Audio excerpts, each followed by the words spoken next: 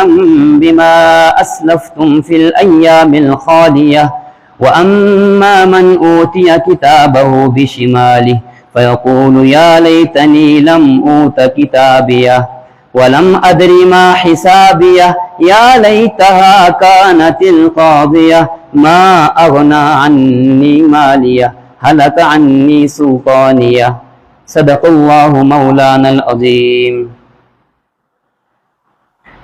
میرے ایمانی بھائیوں، عزیز ساتھیوں اور بزرگوں، اللہ تبارک و تعالی نے ہم سب کو پیدا فرمایا اور پھر دنیا میں ہم سب کو بھیجا، لیکن اللہ تبارک و تعالی نے فرمایا کہ میرے بندے تو دنیا میں جا رہا ہے، اب تو ایک ایسی جگہ جا رہا ہے جو بہت سرسبز و شاداب ہے، بہت ہریالی ہے، اس دنیا کے اندر چمک بھی ہے اور دمک بھی ہے، وہ دنیا انسان کو اپنی طرف کھینچتی ہے، اس لیے انسان تو دنیا میں جا رہا ہے۔ اب ایک بات یاد رکھنا، وہ بات کیا ہے؟ تبارک الذی بیدہ الملک وہو علی کل شیء قدیر الذی خلق الموت والحیات لیبلوکم ایکم احسن عملا۔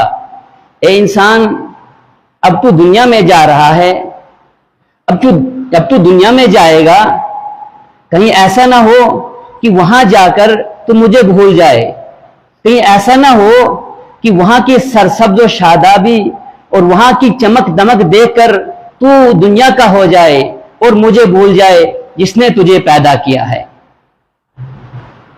اسی کی تشریح اللہ کے نبی صلی اللہ علیہ وسلم فرماتے ہیں کہ ان الدنیا حلوۃ خضرۃ، کہ اے انسان سن لے کہ دنیا حلوۃ میٹھی ہے، اور انسان کی عادت ہے کہ جب کوئی میٹھی چیز دیکھتا ہے تو انسان اس کی طرف لپکتا ہے، انسان دوڑتا ہے اس کی طرف، مائل ہوتا ہے۔ تو انسان، یہ دنیا بہت میٹھی ہے، یہ تجھے اپنی طرف مائل کرے گی۔ ان الدنیا حلوۃ خضرۃ، اور سرسبز و شاداب ہے، یہ بہت دنیا میں بہت ہریالی ہے، چمک دمک ہے، یہ تجھے اپنی طرف مائل کرے گی۔ اور انسان کی فطرت ہے، میری اور آپ کی سب کی یہی فطرت ہے کہ انسان تلاش کرتا ہے کہ کہاں کہاں اچھی سینری ہے، انسان وہاں جاتا ہے تاکہ میں بھی دیکھوں، اور اسی لیے کشمیر جو ہے جانا جاتا ہے، پہچانا جاتا ہے۔ کیوں؟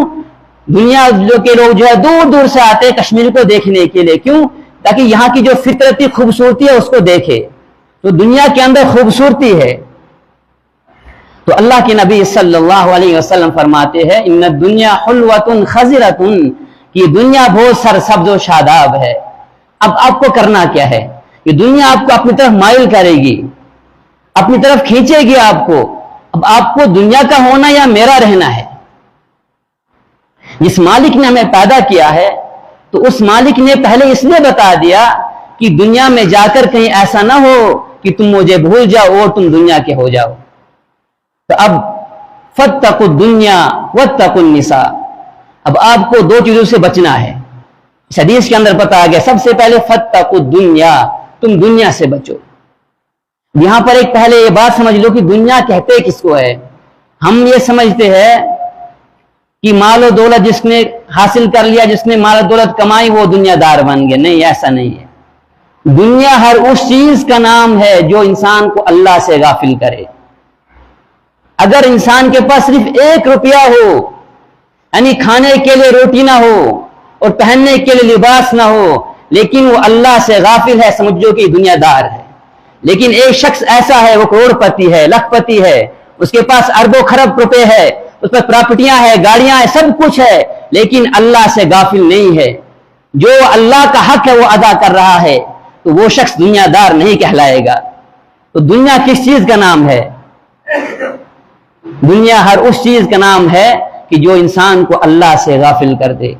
اس لیے ایک حدیث کے اندر ہے، ایک صحابی غالباً ابو طلحہ انصاری رضی اللہ تعالی عنہ، ایک مرتبہ نماز پڑھ رہے ہیں، مسجد کے اندر ہے، نماز پڑھ رہے ہیں، باغ کے اندر نماز پڑھ رہے ہیں، اپنے باغ کے اندر. ان کا باغ بہت گھنا تھا، یعنی اس میں اتنے درخت تھے کہ اس میں کوئی پرندہ بھی اندر داخل نہیں ہو سکتا تھا. لیکن ایک پرندہ کہیں سے آ گیا اور انہوں نے اس کی نماز میں خلل اندازی کی. جب پرندہ چہچانے لگا تو اس میں اس چہچانے کے ذریعے سے ان کی نماز میں خلل ہوا، تو ان کی نماز خراب ہوئی. تو جو ہی انہوں نے اپنی نماز مکمل کی، انہوں نے اپنا پورا کا پورا باغ صدقہ کر دیا. وہ کیوں؟ صرف اس لیے کہ جس باغ کی وجہ سے میں اپنے اللہ سے غافل ہو جاؤں، میں اپنے رب سے غافل ہو جاؤں، مجھے اس باغ کی کوئی ضرورت نہیں ہے. تو اس چیز کا نام دنیا ہے.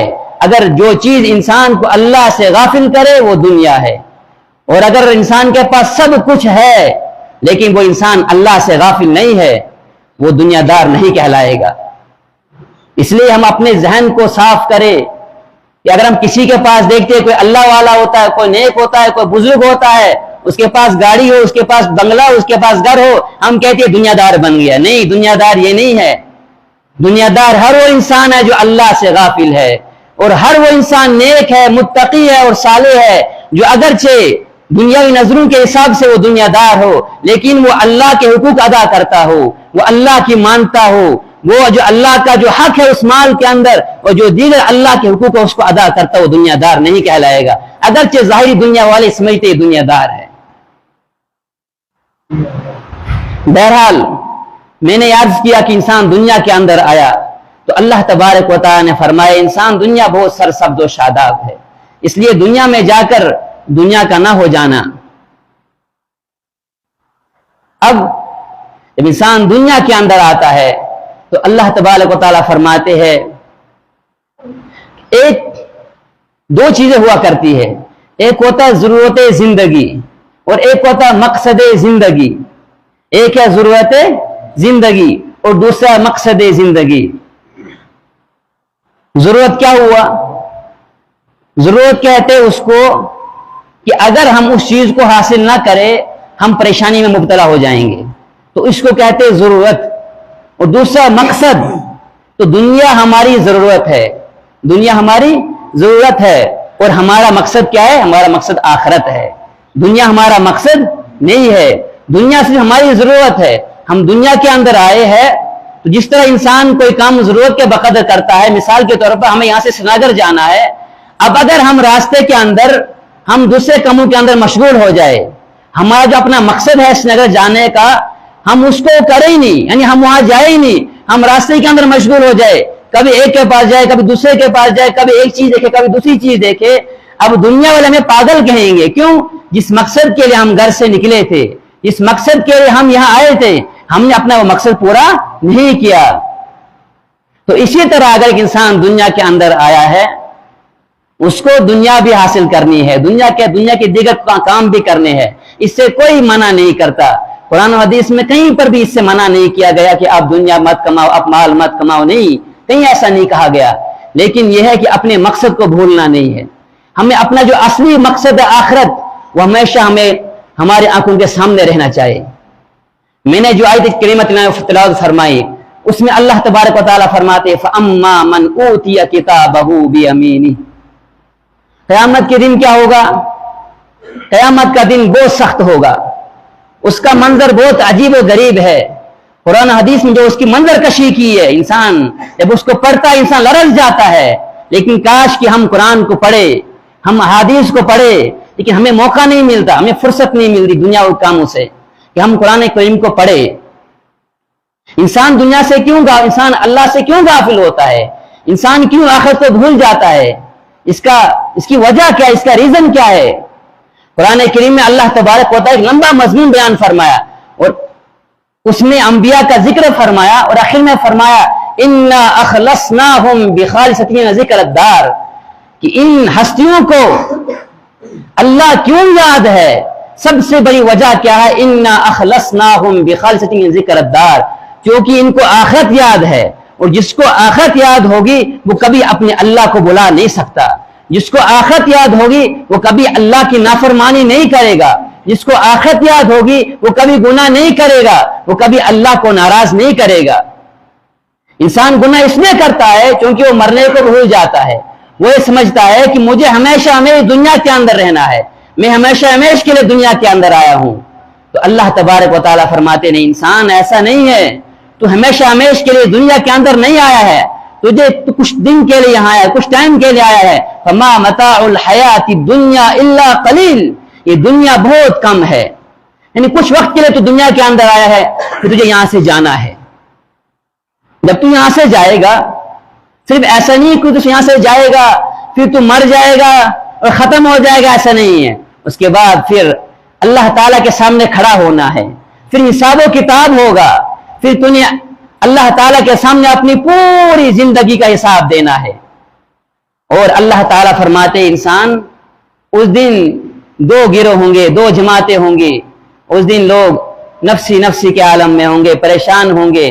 ایک حدیث کے اندر ہے, اللہ کے نبی صلی اللہ علیہ وسلم فرماتے ہیں کہ اس دن لوگ پسینے کے اندر ہوں گے. یکون الناس علی قدر اعمالہم فی الارض, لوگ اپنے اپنے اعمال کے بقدر پسینے کے اندر ڈوبے ہوئے ہوں گے. فمنہم من یکون الی کعبی ومنہم من یکون الی حقوی ومنہم من یلجم العلق الجاما, کچھ لوگ ٹخنوں تک پسینے کے اندر ڈوبے ہوئے ہوں گے, یعنی ان کے گناہ اتنے ہوں گے کہ وہ ٹخنوں تک پسینے کے اندر ڈوبے ہوئے ہوں گے. اور کچھ لوگ گھٹنے تک پسینے کے اندر ڈوبے ہوئے ہوں گے, اور کچھ لوگ پورے کے پورے پسینے کے اندر ڈوبے ہوئے ہوں گے. کیوں کہ آج سورج کتنی دوری پر ہے, لیکن پھر بھی ہم کہتے ہائے گرمی, ہائے دھوپ بہت تیز ہے, دھوپ کے اندر ہم سے چلا نہیں جا سکتا, کہ ہم سے دھوپ برداشت نہیں ہوتی ہے. اس دن یہ سورج کتنا قریب ہوگا, صرف 1 میل کی دوری پر ہوگا, صرف 1 میل کی دوری پر.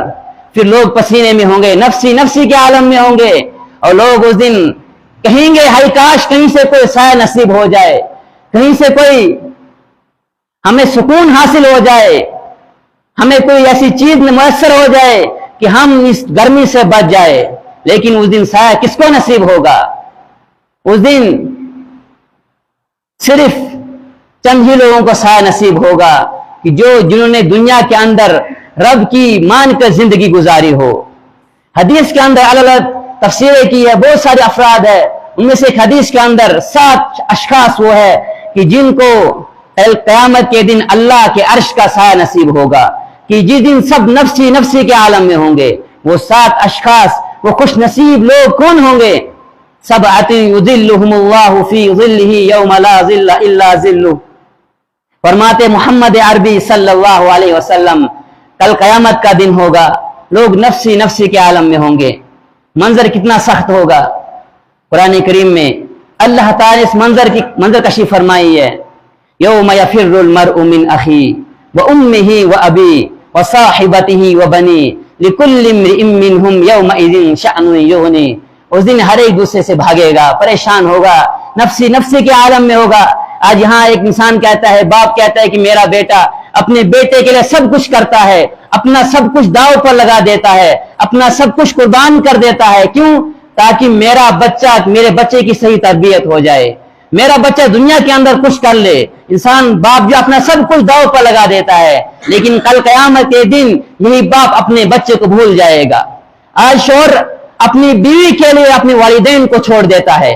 آج ہم دیکھتے ہیں کہ جس بچے کو, جس اولاد کو باپ نے پوری زندگی پالا, باپ نے اسے پیار سے پالا, اور پھر وہی بچہ جب جوان ہوتا ہے, اس بچے کو جب طاقت ملتی ہے, وہ بچہ جوان ہو جاتا ہے, اسی باپ کو اپنے گھر سے نکال دیتا ہے. تو کل قیامت کے دن وہ باپ جو ہے اپنے بچے کو بلا دے گا, اور جس بیوی کی وجہ سے شوہر نے اپنے باپ کو, اپنے والدین کو گھر سے نکالا تھا, ان کے ساتھ جو ہے غلط کلامی کی تھی, ان کے سامنے اپنی زبان کو اونچا کیا تھا, اپنے الفاظ کو اونچا کیا تھا, کل وہ شخص اپنی بیوی کو بھول جائے گا. وصاحبتہ, اپنی بیوی کو بھول جائے گا. بلکہ قرآن کے اندر اس سے آگے بڑھ کر بیان کیا گیا ہے کہ ایسا نہیں ہوگا. انسان سوچتا ہوگا کہ اس دن دوست کے کام نہیں آئے گا, اس دن جو ہے شوہر اپنی بیوی کے کام نہیں آئے گا, اس دن جو ہے باپ اپنے بیٹے کے کام نہیں آئے گا. شاید اس لیے نہیں آئے گا کہ وہاں پر ایک دوسرے سے نہیں ملیں گے, وہاں ایک دوسرے سے ملاقات نہیں ہوگی. اللہ تعالیٰ فرماتے ایسا نہیں ہے, بالکل نہیں ہے. ولا يسأل حمیم حمیما، اس دن کوئی دوست دوسرے دوست کے کام نہیں آئے گا. کیوں نہیں آئے گا؟ کہیں ایسا نہیں ہے کہ اس سے وہ ملاقات نہیں کرے گا، ایسا نہیں ہے کہ وہ اس سے نہیں ملے گا. یبصرونہم، وہ دوست اس دن اس کو دکھلایا جائے گا.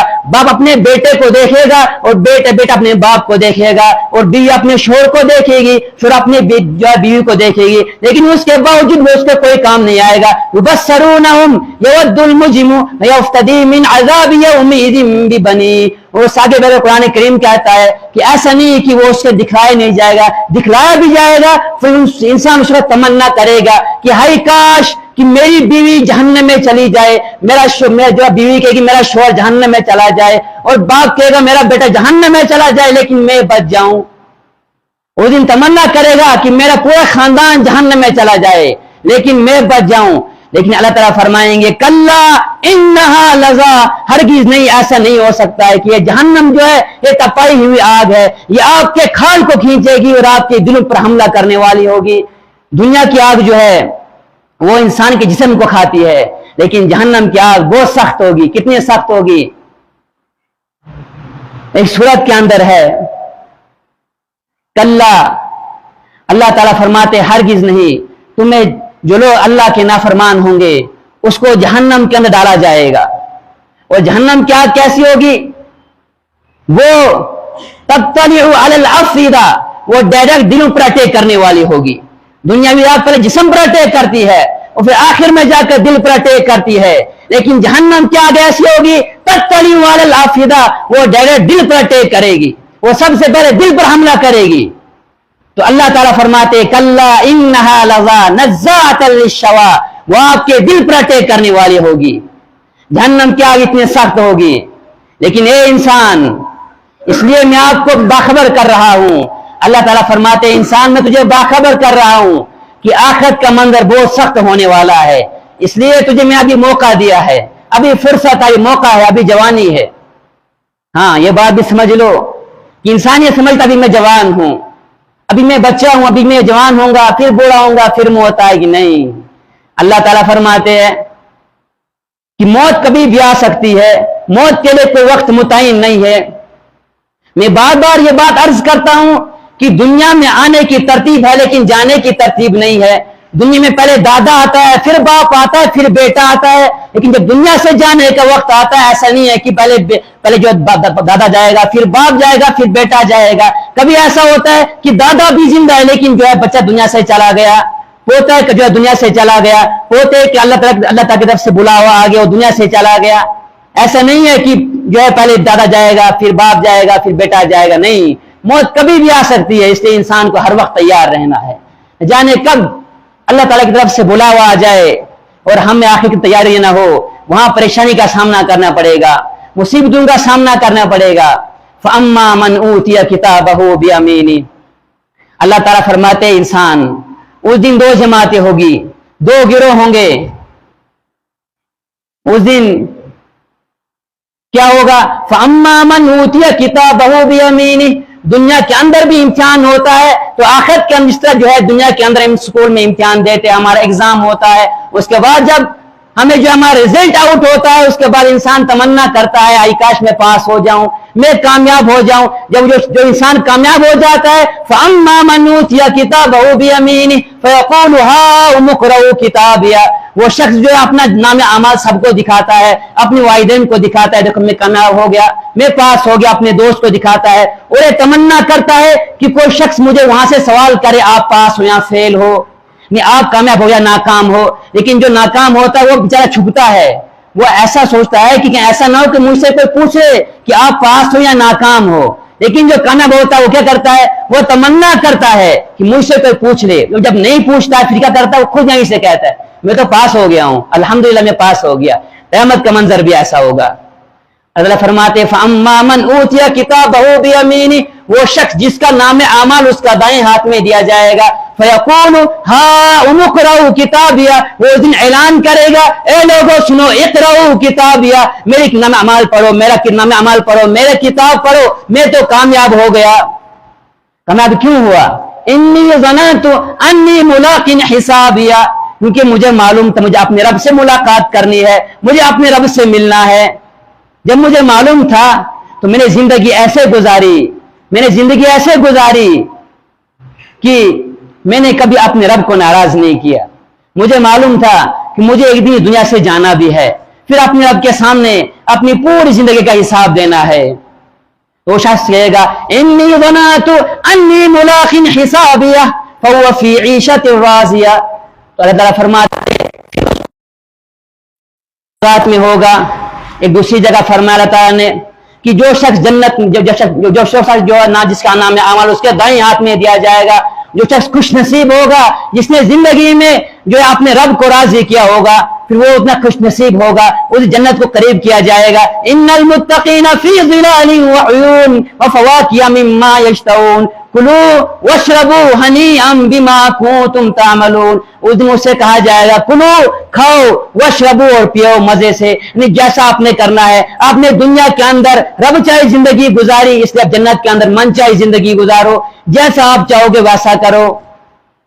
تو جو شخص دنیا کے اندر رب چاہے زندگی گزارے گا, پھر اس کو آخرت میں من چاہے زندگی گزارنے کا موقع ملے گا. لیکن جس نے دنیا کے اندر رب کی نہیں مانی, اپنے نفس کی مانی, اس نے شیطان کو خوش کیا, اللہ کو ناراض کیا, پھر اس کو اس آخرت کے اندر جو ہے رب چاہے زندگی گزارنی پڑے گی. پھر کیسا منظر ہوگا؟ وَأَمَّا مَنْ أُوتِيَ كِتَابَهُ بِشِمَالِهِ.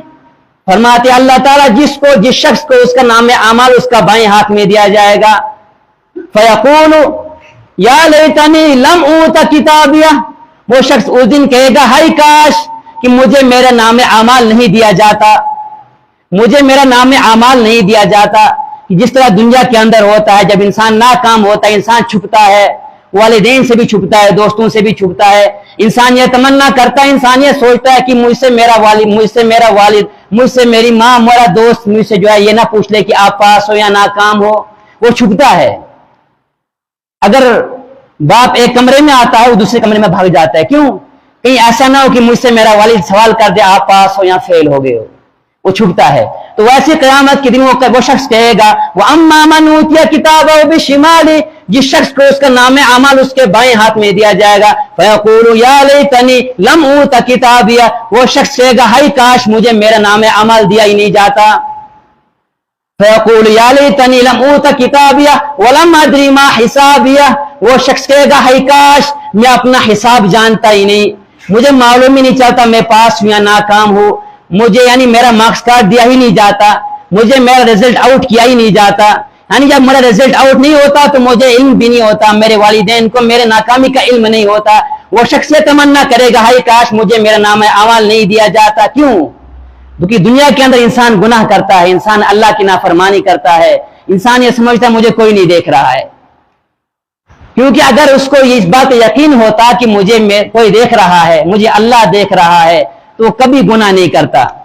جب انسان ایک بچے کے سامنے نافرمانی نہیں کرتا, انسان ایک چھوٹے سے بچے کے سامنے گناہ نہیں کرتا, اگر کسی ایک بند کمرے میں جہاں ایک چھوٹے سے بچے کے علاوہ کوئی اور نہ ہو تو وہ شخص وہاں پر گناہ نہیں کرتا. کیوں؟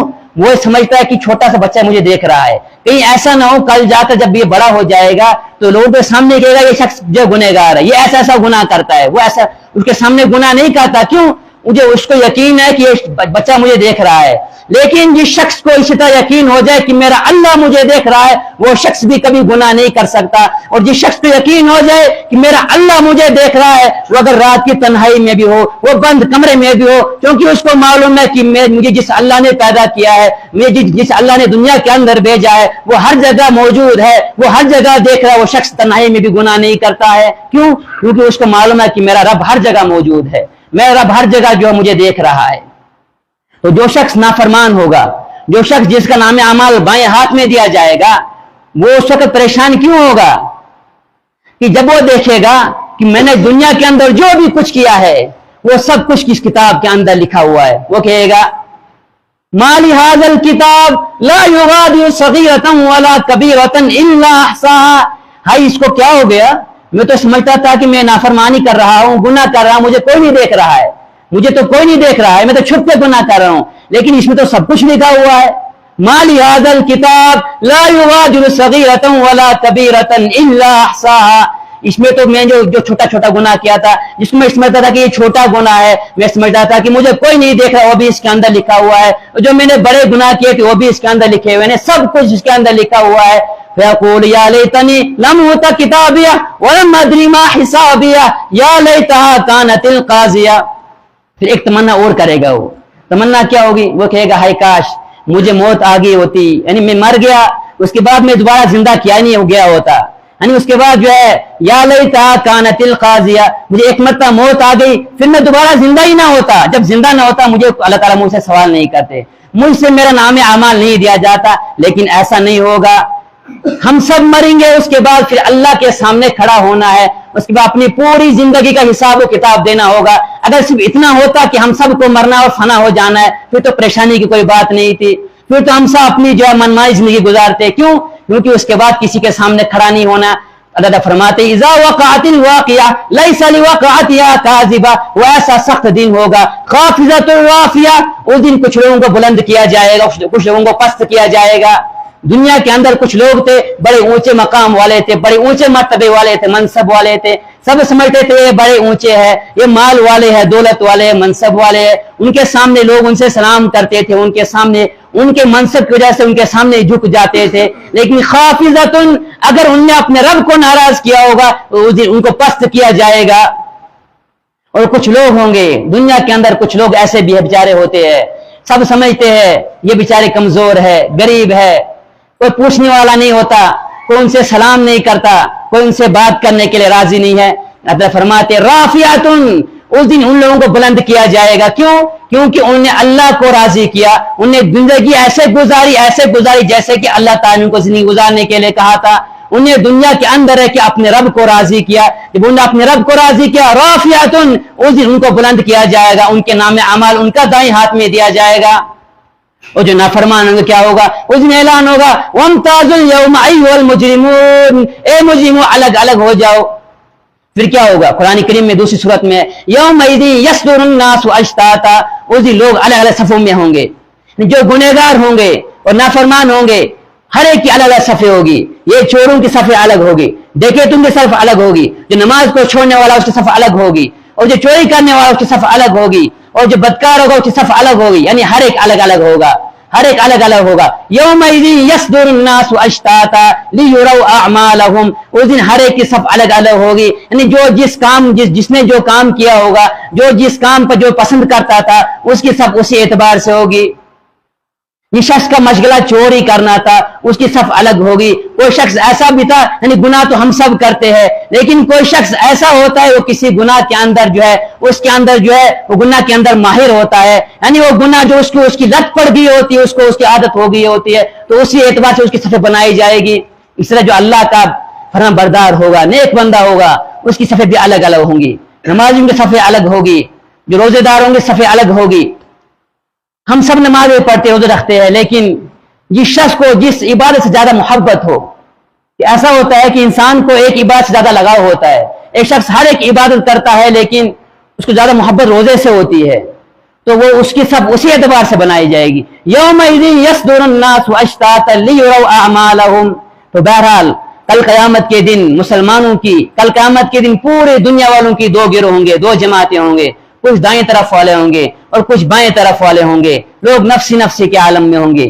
اور اس دن کون شخص ہوگا کہ جس نے اپنے رب کی اپنے رب کو جو راضی کیا ہوگا، اور جس نے جو ہے رب چاہی زندگی گزاری ہوگی۔ اس لیے ہم سب عہد کریں کہ انشاءاللہ جب تک ہم زندہ ہے تو رب کو ناراض نہیں کریں گے، اگر کبھی ہم سے گناہ ہو بھی جائے لیکن فوراً اللہ تعالیٰ کی طرف رجوع کریں گے اور جو ہے اپنے گناہوں سے توبہ کریں گے۔ اللہ تبارک و تعالیٰ ہم سب سے راضی ہو جائے، اور اللہ تبارک و تعالیٰ ہم سب سے مرنے سے پہلے جو ہے توبہ کرنے کی توفیق نصیب فرمائے، اور اللہ تبارک و تعالیٰ محمد عربی صلی اللہ علیہ وسلم کی سنتوں پر عمل کرنے والا بنائے، اور اللہ تبارک و تعالیٰ ہم سب سے راضی ہو جائے۔ وآخر دعوانا الحمدللہ رب العالمین۔